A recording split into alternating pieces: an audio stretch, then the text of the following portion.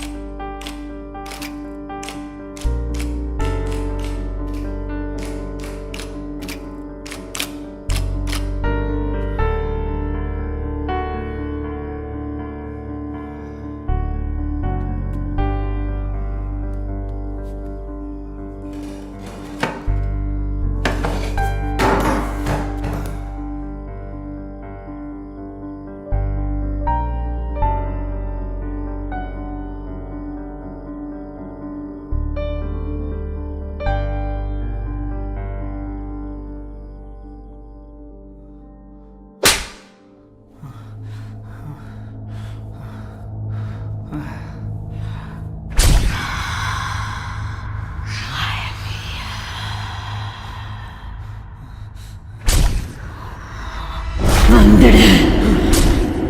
என்னதான் இருந்தாலும் ஒரு பொண்ணுக்கு நீ அப்படி பண்ணி இருக்க கூடாது. செத்துரு.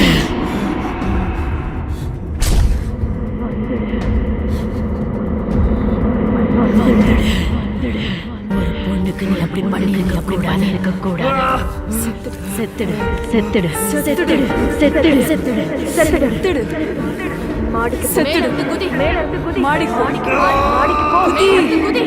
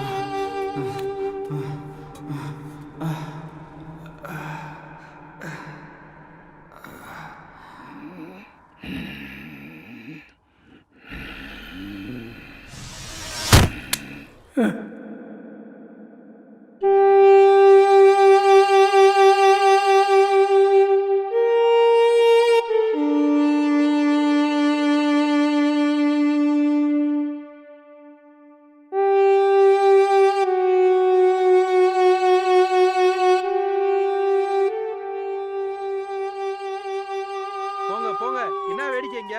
ஏய், போன உள்ள வைடா. ஏய், சொல்றேன்ல, கிளம்புடா.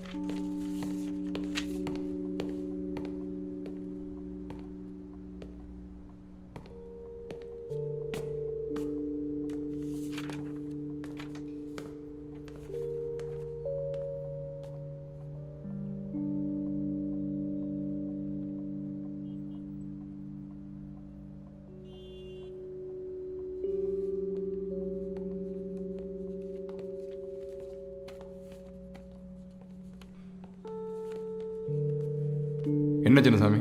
சார் இது ஏதோ பேய் சமாச்சாரம் போல சார். வளராதீங்க சின்னசாமி. சார் இங்கே பாருங்க சார், செத்து போன ஒய்ஃப் ஃபோட்டோ கூட வெளில போட்டிருக்கான். பார்த்தேன். உள்ள ஒரு ஒய்ஃபையே பேயில் எழுதி வச்சிருக்கான். வெளியே நல்லா ஃபோட்டோ தூக்கி போட்டிருக்கான். இன்ட்ரெஸ்டிங்கில். இன்ட்ரெஸ்டிங்கா? செக்யூரிட்டிஸ் எங்க? ஃப்ளாட் பில்டர்ஸ்க்கும் வாங்கினவங்களுக்கும் ஏதோ பிரச்சனை சார். கேஸ் போகுது. 10 வீடு தான் சார் கூடி வந்திருக்காங்க. ஒரு சிசிடிவி கூட இன்னும் வைக்கல சார். என்ன இப்படி நடுங்குறீங்க? இல்லை சார், காலையில் கொஞ்சம் அசந்துட்டேன் சார். கன்னத்தில் ஏதோ அரைஞ்ச மாதிரி இருந்து தொட்டு பார்த்தா ரத்தமும் சதையுமா இருந்தது சார். சரி விடுங்க விடுங்க. வீட்டில் அவர் மட்டும் தான் இருந்தாரா? ஃபேமிலி யாரும் இல்லையா? மனைவி 3 மாதம் முன்னால் ரோடு ஆக்சிடெண்ட்டில் இறந்துட்டாங்க. சொந்தக்காரங்க யாரும் இல்லைங்க. அவர் நண்பர்னு சொல்லி இந்த சீரியல் ஆக்ட் பண்ணுவார் ரமேஷ், அப்பப்போ வந்து போவாருங்க. மற்றபடி வேலைக்காரம்மா நேற்றுன்னு பார்த்து வரல சார். ஓ சார் நேற்று நைட்டு நான் தான் சார் கேட்டில் இருந்தேன். 10 மணிக்கு சாப்பாடு டெலிவரின்னு ஒரு பையன் வந்துட்டு போனான். அதுக்கப்புறம் ஒரு 11 மணி இருக்கும் சார். அவர் சொல்கிறாரு டிவி சீரியல் ஆர்டிஸ்ட் ரமேஷ். அவர் வந்துட்டு ஒரு 4 மணி போல் அவசரமாக கார் ஆறுன சத்தமாக அடிச்சுட்டு வேகமாக வெளியே போனார் சார். எனக்கு தெரிஞ்சு கடைசியாக போனது அவர் தான் சார். ரமேஷ். அவர் நம்பர் இருக்கா? ரிஜிஸ்டரில் இருக்கும் சார், எடுத்தாரேன். போய் எடுத்துட்டு வாங்க. சரிங்க சார். சின்னசாமி சார். இந்த ரமேஷ் அப்பார்ட்மெண்ட்டுக்கே வர வைங்க. நான் போய் மேலே விசாரிக்கிறேன். சரிங்க சார். நீங்கள் இந்த ஹோட்டலுக்கு கால் பண்ணிவிட்டு இந்த டெலிவரி பண்ணாத பையன் அவனை விசாரிச்சுட்டு மேலே வாங்க. சரிங்க சார். மிஸ் ரக்ஷனா, ஐஐடியில் ECE department HOD, right? Yes sir. வீட்டில் வேறு யாரெல்லாம் இருக்கா? நானும் என் 8 வயசு பொண்ணு மட்டும்தான் சார் இருக்கோம். உங்கள் ஹஸ்பண்ட்? இல்லை sir, I'm a single parent. எப்பயாவது அம்மா மட்டும் வந்து எங்களை விசிட் பண்ணுவாங்க, மற்றபடி யாரும் இல்லை சார். உங்களுக்கும் ரைட்டர் ரா இருக்கார் இல்லையா? அவருக்கும் ஏதாவது பழக்கம் உண்டா?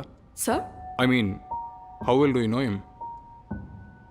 அவ்வளோலாம் தெரியாது சார். எப்பயாவது பார்த்தா ஹாய் சொல்வேன், அவரோட புக் படித்தா எப்படி இருக்குன்னு சொல்வேன். அப்புறம் என் வீட்டில் வேலை பார்க்குற அக்கா தான் அவர் வீட்லேயும் வேலை பார்த்தாங்க சார். பாப்பாவை நான் பார்க்கலாமா? அவள் இப்போது தூங்கிட்டு இருக்கா. அண்ட் பிறந்ததுலேருந்தே அவளுக்கு பேச்சு வராது சார். O I'm sorry. வேறு ஏதாவது நாங்கள் கூப்பிடுறோம். Thanks for your cooperation. இந்த ஃப்ளாட் இருக்கிறதே ஒரு சுடுகாட்டு பக்கத்தில் தான். என் ஒய்ஃபோட தோப்பனார் கிஃப்டாக கொடுத்தனால தான் நாங்களே இங்கே இருக்கோம். கண்டிப்பாக கூடிய சீக்கிரம் வெக்கேட் பண்ணிடுவோம். சொல்கிறேன்னு கோச்சிக்கப்படாது. இந்த பேய் பிரச்சனைலாம் கொஞ்சம் தள்ளியே இருங்கோ. உங்களையும் ஏதாவது பண்ணிட போகிறது, பார்த்து இருந்துக்கோங்க. ஜெஸ்ஸி, சினிதா, ரம்யா, ரைட்? Yes sir. என்ன பண்ணுறீங்க 3 பேரும்? நானும் அவளும் ஒரு பிரைவேட் கம்பெனியில் ஹெச்ஆராக ஒர்க் பண்ணுறோம். இவ ஒருத்தர்கிட்ட ஏடியா ஒர்க் பண்ணிட்டு இருக்கா சார். ஏடினா? டிரெக்டர் ராஜ்கிட்ட அசிஸ்டண்ட்டாக ஒர்க் பண்ணுறேன் சார். நாங்கள் எல்லாம் ஒரே காலேஜில் தான் படித்தோம். வீடு யாருது? வீடு என் அப்பாது சார். பேரண்ட்ஸ் துபாயில் இருக்காங்க, அதான் இவங்க 2 பேரும் கூட இருக்காங்க. ரைட்டர் ரா பற்றி உங்களுக்கு என்ன தெரியும்? இல்லை சார், தெரியாது சார். நாங்கள் பேசினது கூட இல்லை சார். 2 நாள் முன்னாடி கூட இல்லை சார், 2 நாள் முன்னாடி கூட லிஃப்டில் அவரை சைட் அடித்தோம். பட் அவர் எங்களை கண்டுக்கவே இல்லை. அவர் ரொம்ப நல்லவர் தான், ஆனால் ஏன் இப்படி பண்ணாரு எங்களுக்கு தெரியல சார். நீமா? நான் அவரோட சில புக்ஸ் மட்டும்தான் சார் படிச்சிருக்கேன், பேசினதெல்லாம் இல்லை. ஓகே தென் நாங்கள் கிளம்புறோம். சார் ஏதோ பேயினெல்லாம் சொல்கிறாங்க, கேட்கவே பயமாக இருக்கு. ஆமாம் சார், நானும் பேரண்ட்ஸை வர சொல்லிட்டேன். அதெல்லாம் இல்லைம்மா, அதை கண்டுபிடி தான் நாங்கள் வந்திருக்கோம். ரிலாக்ஸ். உள்ளபடி அந்தால் பார்வையே ரொம்ப தப்பாக இருக்கும் சார். பொம்பளை இங்கே போனாங்கன்னா கண்ணெடுக்காமல் பார்த்துட்டே இருப்பான். சரியான குடிகாரன் சார் அவன். அவன் நமக்கு எதிர நடந்து போனான்னு வச்சுக்கோங்க, அந்த சரக்கு வாடை அப்படியே நமக்கு கோமட்டும். அவன் குடிபோதையில் மாடியிலேருந்து விழுந்து செத்துருப்பான் சார். உங்களுக்கு 1000 கேஸ் இருக்கும், நீங்கள் அதை போய் பாருங்கள் சார். சார் எப்படி பேசுகிறான் பாருங்க சார். எனக்கு என்னமோ இவன் மேலே தான் டவுட்டாக இருக்குது. இல்லை சின்னசாமி, நம்ம வெளியே வந்ததுக்கப்புறம் நம்மளையும் இப்படி தான் பேசுவான்.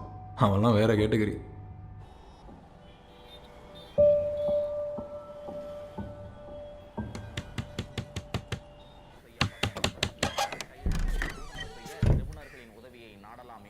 என்னம்மா அங்கே முதலாளி தற்கொலை பண்ணியிருக்காரு, நீ என்னடானா இங்கே ஆயா உட்காந்துருக்க? தெரியும் சார், கேள்விப்பட்டேன்.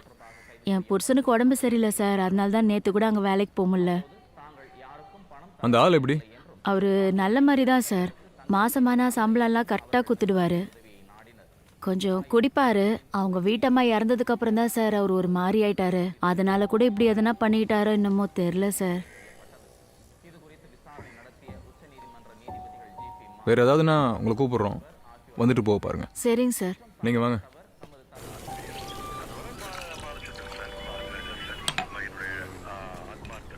சார் இது கண்டிப்பாக ஏதோ பேயோட வேலை தான் சார். முன்னாடி இருந்த இன்ஸ்பெக்டர் இப்படி தான் ஒரு சூசைட் கேஸை விசாரிக்க போய் அவரை ரத்த கட்டளை அடித்து 3 மாதம் பேச முடியாமல் இருந்தார். அதுக்கப்புறம் நான் தான் அவரை ஈசிஆர் தர்கா கூப்பிட்டு போய் சரி பண்ணி விட்டேன். அப்போ பிரச்சனையே இல்லை, எனக்கு எதாவது ஆச்சுன்னா நீங்கள் பார்த்துப்பீங்க. சார் என்ன சார் நீங்கள் சப்ப சூசைட் கேஸு, பாடியை கிளைம் பண்ண கூட ஆள் இல்லை சார். சின்னசாமி, நீங்கள் சாப்பிட்ற இந்த போண்டா கூட இந்த வேலை தான் காசு தருது. அது கொஞ்சமாவது நேர்மையாக இருக்க பாருங்க. சார் இது பேய் விஷயம் சார். சின்னசாமி, எனக்கு கடவுள் மேலே நம்பிக்கை இல்லை, அப்புறம் எங்கே இந்த பேய் எல்லாம்? சார் விடுங்க சார். உள்ள வாங்க சார். சார் நான் வரல சார். என்ன தெரியுமில்ல, என்னங்க பிரச்சனை? சார் இவர் தான் சார் சீரியல் ஆக்டர் ரமேஷ், இந்த ரைட்டரோட ஃப்ரெண்டு. சார் நீங்கள் ஜெயிலில் கூட போடுங்க சார். இந்த ஃப்ளாட்குள்ள என்னால் வர முடியாது சார். உள்ளே என்ன இருக்குன்னு உங்களுக்கு தெரியாது சார். வாயா. சார், விடுங்க சார், உள்ளே என்னால் வர முடியாது சார். நேற்று நைட்டு சரக்கு அடிக்க கூப்பிட்டாருன்னு தான் சார் வந்தேன்.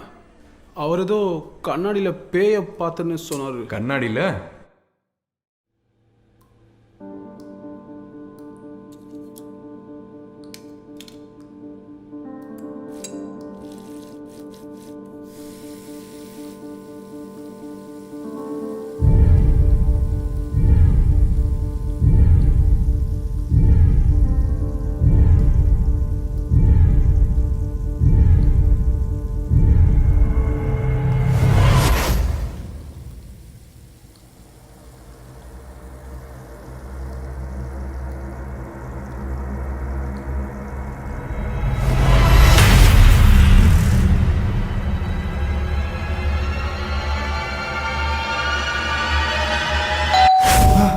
அப்போ தான் சார் நாங்கள் போனேன். நானும் அவரும் தண்ணி அடிக்கும்போது அவர் வீட்டில் ஏதோ அமானுஷமாக நடக்கிறதா என்கிட்ட சொன்னார். நானும் ஏதாவது சொல்லணுமேன்ட்டு. பயப்படாதீங்க, ஆனாலும் உங்கள் ஒய்ஃபோட ஃபோட்டோலாம் வீட்டில் வச்சிருக்கிறது நல்லதுக்கு இல்லை. எனக்கே கொஞ்சம் பயமாக இருக்கு. அப்போ எனக்கு புரியல, ஆனால் நானும் அவரும் பால்கனியில் ஸ்மோக் பண்ணும்போது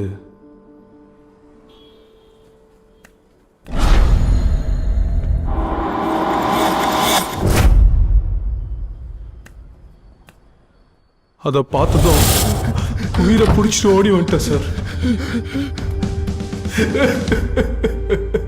சத்தியமாக சொல்கிறேன் சார், நேற்று வரைக்கும் எனக்கு இந்த பேய் மேலே நம்பிக்கை இல்லை சார். ஆனால் 2 கடால பார்த்தேன் சார். அவங்க பொண்டாட்டி தான் சார் பேயை வந்து கொண்டிருக்கணும். ஒருவேளை நேற்று நான் தப்பிச்சு வரலனா நானும் அங்கேயே செத்துட்டு போனோம் என்னமோ. நீங்கள் போகலாம் சார். நீங்கள் போங்க, வேறு ஏதாவது நான் கூப்பிட்றோம்.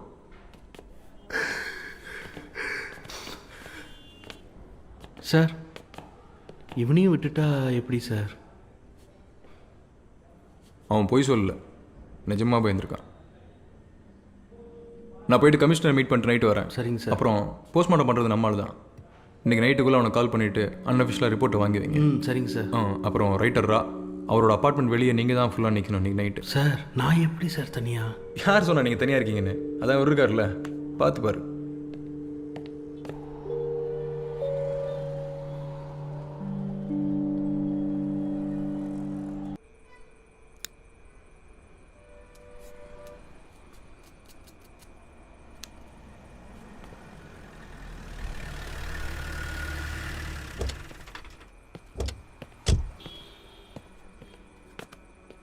என்ன சின்னசாமி, மேலே நிற்க சொன்னால் கீழே நிற்கிறீங்க? சார் மேலே ஏதோ சத்தம் கேட்டுச்சு, அதான்.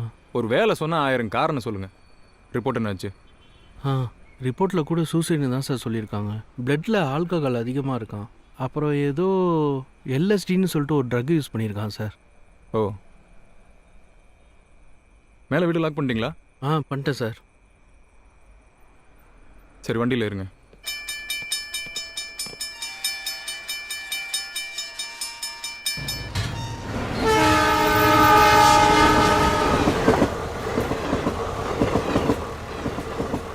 இந்த ஃப்ளாட் எடுக்கிறதே ஒரு சுடுகாட்டு பக்கத்தில் தான். இந்த பேய் பிரச்சனைலாம் கொஞ்சம் தள்ளியே இருங்கோ. ஆனால் 2 நாளாக பார்த்தேன் சார். அவங்க பொண்டாட்டி தான் சார் பேயை வந்து கொண்டிருக்கணும். சரியான குடிகாரன் சார் அவன் குடி போதையில் மாடியிலேருந்து விழுந்து செத்துருப்பான். பாப்பா கிட்ட நான் பேசலாமா? பிறந்ததுலேருந்தே அவளுக்கு பேச்சு வராது சார்.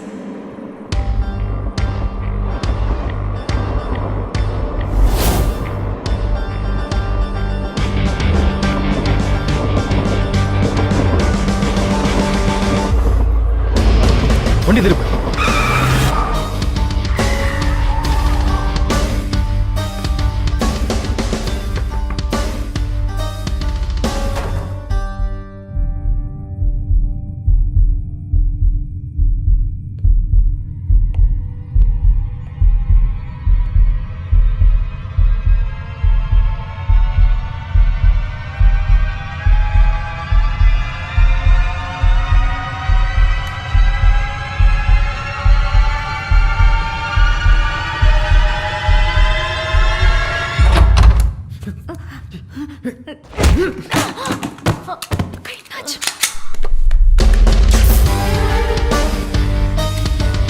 ஹென்றி போ, பின்னாடி போ.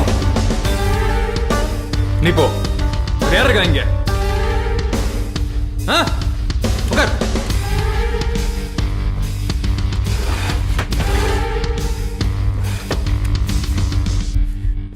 சொல்லு, என்ன திருடின?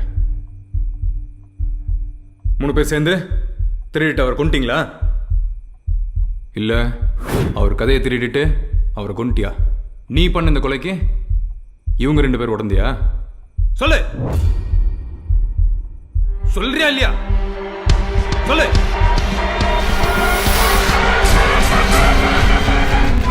நான் தான் கொன்னேன். வாட்? எதுக்காக? 4 மாதம் முன்னாடி அந்த ரைட்டரும் அவன் ஒய்ஃபும் இந்த ஃப்ளாட்டுக்கு புதுசாக கூடி வந்தாங்க.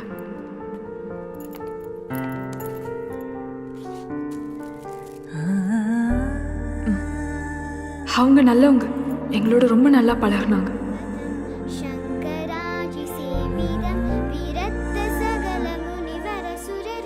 என் பொண்ணுக்கு அவங்கன்னா ரொம்ப பிடிக்கும்.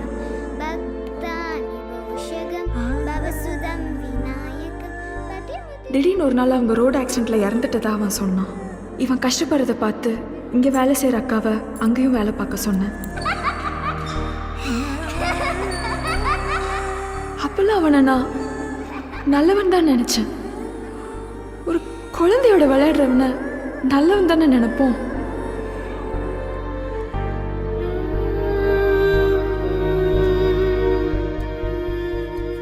ஆனால் ஒரு நாள் வீட்டுக்கு வந்தப்போ என் குழந்தையோட கை கால் முகம் எல்லாம் கீறி இருந்தது. என்னாச்சுன்னு கேட்டா பாட்டு பாடுற அவளால் பேசக்கூட முடியல. டாக்டர் கிட்ட போனா அவ செக்ஷுவல் அபியூஸ் பண்ணப்பட்டிருக்கானோ, அந்த ஷாக்னால அவ பேச்சு திறமை இழந்துட்டானு சொன்னாங்க. என் உயிர், என் உலகம் அவனால சிதைக்கப்பட்டுருச்சு. அப்போதான் போலீஸ் கிட்ட போனா பிரஸ் மீடியான்னு என் பொண்ணு லைஃப் பூரா அவ கஷ்டப்படுற மாதிரி பண்ணிடுவாங்க. இந்த மாதிரி அரக்கனெல்லாம் என்னதான் பண்றது? அவனுங்களெல்லாம் கொடூரமா கொல்லணுமா? கொல்லணும் தான். ஆனா கொன்னுட்டு நான் ஜெயிலுக்கு போனா என் பொண்ணு கொல்லலாம். என்ன நீ சொல்ற? நம்ம அவனை கொல்றோம், ஆனா உலகத்துக்கு அது கொலையா இருக்காது. இதனால தான் நான் கொன்னேன். நாங்க தான் கொன்னோம்.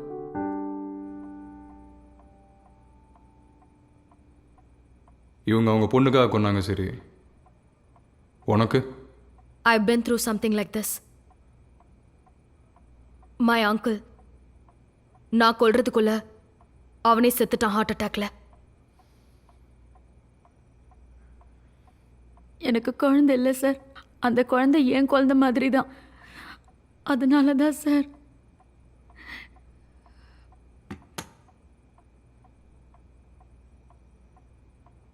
எப்படி கொன்னீங்க?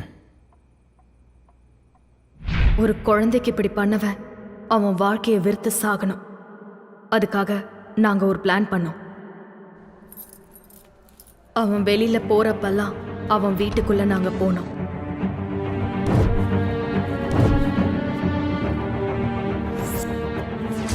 அவன் வீட்டில் கேமராஸ் அண்ட் ஸ்பீக்கர்ஸை செட் பண்ணோம். அவன் வீட்டோட பவர் சப்ளை வரைக்கும் டோட்டலாக எங்கள் கண்ட்ரோலுக்கு கொண்டு வந்தோம்.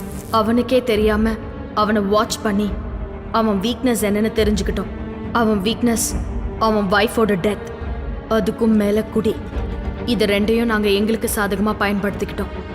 டெக்னாலஜி பற்றி அவனுக்கு தெரியாமல் இருந்தது. அதனால் அவன் பாத்ரூம் கண்ணாடிக்கு பதிலாக ஒரு எல்சிடி டிஸ்பிளேயை வச்சு அதில் பேயை டிஸ்பிளே பண்ணோம். அவன் பயந்தான். தற்செயலாக அன்னைக்கு வீட்டுக்கு வந்து அவனோட முட்டாள் ஃப்ரெண்ட் 2 வெள்ளை துணியை பார்த்து பயந்து ஓடுனான். இவனும் ஓட ட்ரை பண்ணப்ப நாங்களே அங்கே பேயா நின்னோம். ஹே, பயந்துட்டாண்டே. அவன் வைஃப் தான் பேயா வரான்னு இவன் முழுசா நம்ப ஆரம்பிச்சான்.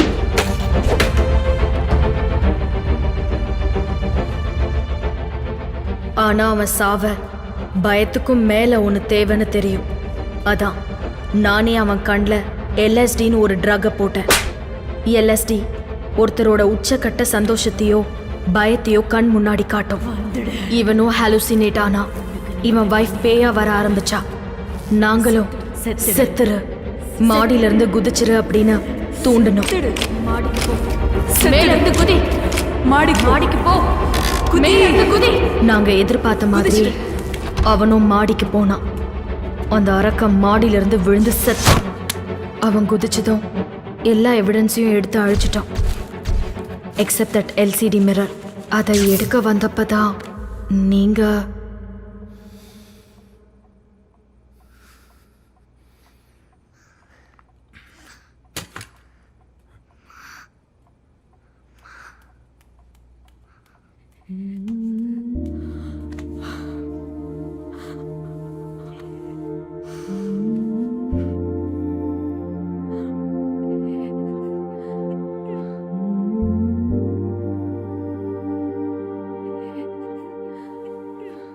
என் பொண்ணுக்கு ஒருத்தர் எங்க தொட்டா தப்பு தப்பு இல்லைன்னு சொல்லிக் கொடுக்காம வளர்த்தது ஏன் தப்பு தானே சார்?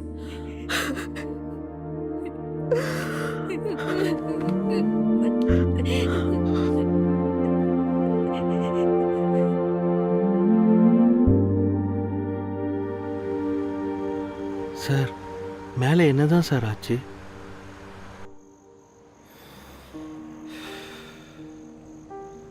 ஒரு காட்டில் ஒரு குட்டி மானை வேட்டையாட ஒரு சிங்கம் வந்தப்போ அந்த குட்டி மானுக்காக ஒரு மான் கூட்டமே சேர்ந்து அந்த சிங்கத்தை nothing, it's just a suicide.